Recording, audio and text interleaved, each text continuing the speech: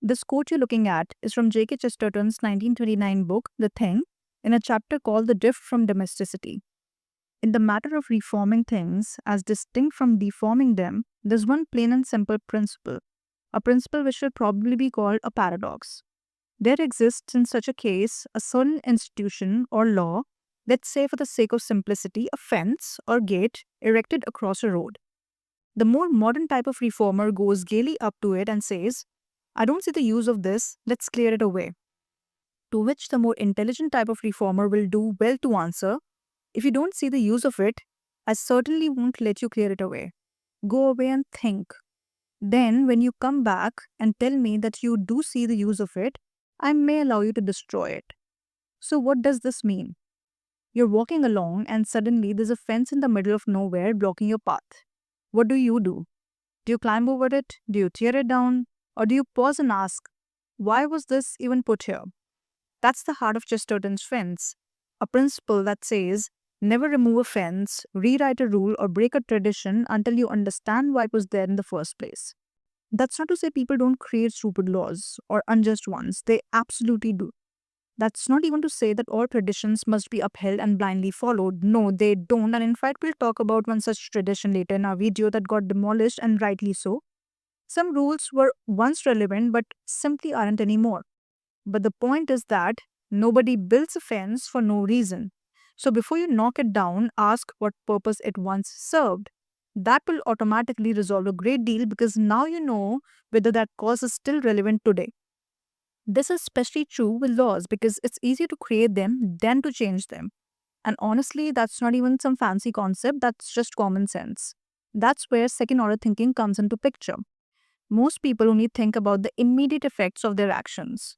That's first order thinking. But second order thinking asks, what happens next? It pushes us to go deeper, not just the consequence, but the consequence of the consequence. Because when we remove something without understanding its role, we might fix one thing, but accidentally break five others. Let's say a new principal joins a school and says, why are we forcing students to wear uniforms? Let's scrap it. Let them wear whatever they want. That's first order thinking. Why the children are forced? Let them choose. Now, at first, it feels freeing. More self expression, more comfort, more confidence. But then, students start competing over brands. Some feel left out, others are bullied for not wearing lit outfits. Discipline issues arise. Suddenly, teachers spend more time handling drama than teaching. This is the second order thinking. Turns out, the uniform wasn't just about the choice of clothes, it was about equality, focus, discipline, uniformity, and unity. Second order thinking is slower, but it saves us from fixing symptoms and ignoring systems. Now let's travel back to India in 1818 when Raja Ram Mohan Roy began his powerful resistance against Sati Pratha, the brutal custom of widow immolation. Do you think that tradition would have gone if Roy had not applied the second order thinking? Roy didn't attack it impulsively, he investigated it. He pored over the Veds and Upanishads, the very foundations of Hindu philosophy, and found that sati wasn't a divine command. It was a misinterpreted social practice falsely wrapped in the robe of religion. Roy argued that no sacred text made the burning of widows a duty. In fact, many encouraged a life of virtue and reflection for them instead. He appealed not just to scripture, but to compassion and reason. He exposed the myth that sati guaranteed spiritual salvation, showing how fear, coercion, and patriarchal pride often pushed women into the flames. And he didn't stop there. He advocated for widow remarriage, radical at the time because he believed women deserved dignity, not death. Even legal scholars backed his views. Similarly, Raghunandan, a major legal authority in Bengal, he warned against misleading the masses with hollow promises of salvation. His words were sharp. Learned men should never push the ignorant into such rites. Simple as that. But there was another horror unfolding behind the scene. Supporters of Sati forged scriptures, creating fake verses and claiming they came from the Purans and Tantras to justify the practice, which was later exposed and strongly condemned by the radical minds at that time. Tragically, this tactic isn't just history. Even today, we see manufactured sloks circulating to justify violence in the name of religion. Take this distortion of a Sanskrit verse, Ahimsa Parmo Dharma, which translates to non-violence is the highest virtue. It's a verse you'll find recurring many times in Mahabharata. Now, what's shocking is that very recently some people have started to follow this up with a fabricated line. Dharma hinsa tathaivacha, which translates to but violence is also justified to protect dharma. This second line, it's completely fake. It doesn't exist in Mahabharata or any authentic scripture. It's been stitched on later, circulated on digital media platforms, just like the forced verses once used to justify sati. And that should shake you to the core. Who are these people? What are these invisible centers of distortion, twisting ancient wisdom to serve dangerous agendas? It's not just an assault on text, it's an assault on truth itself, and it's exactly what Roy fought against.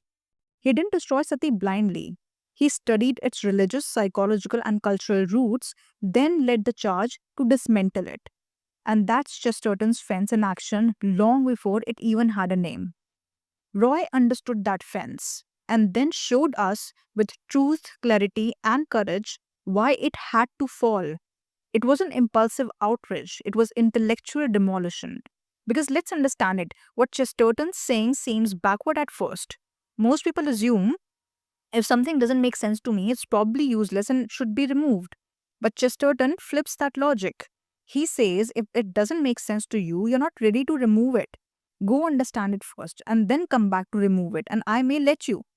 Chesterton is not stopping you from removing the fence. That's pretty obvious. This is something we really need to grasp. He's simply saying there's a reason this fence was put up in the first place. Do you even know what that reason is? And if, after understanding the reason, you still want to take it down, I will let you, but then your action should be backed by logic, rational thought, truth, and proof. Because once removed, it may be practically impossible to put that fence back up, and there will be repercussions.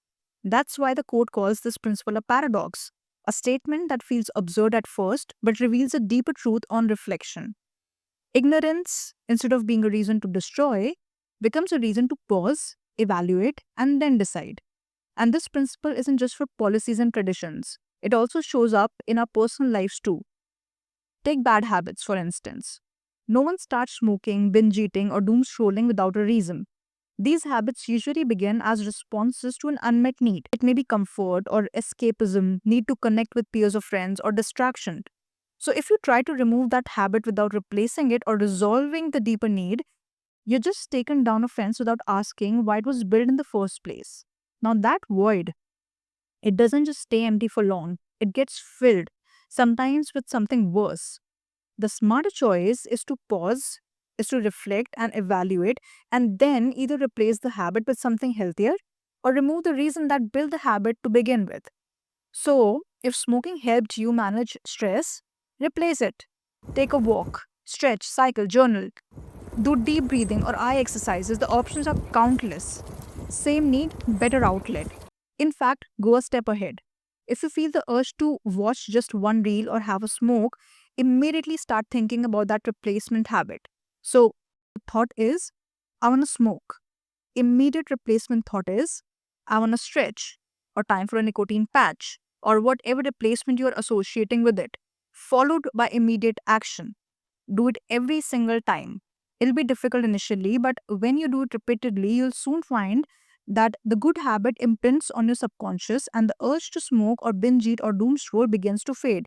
You won't even realize when or how the shift happened, but your constant efforts will make it happen. It's not motivation, it's science and psychology of purpose and practice.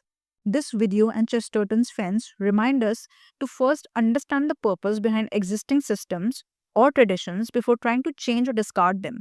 This principle calls for intellectual humility and a thoughtful approach to reform, warning that careless changes can backfire, especially when we fail to grasp the problems those systems were originally built to solve. I hope this video helped you to pause and reflect before you go ahead and remove that fence. Stay curious, stay amazing. I'll see you.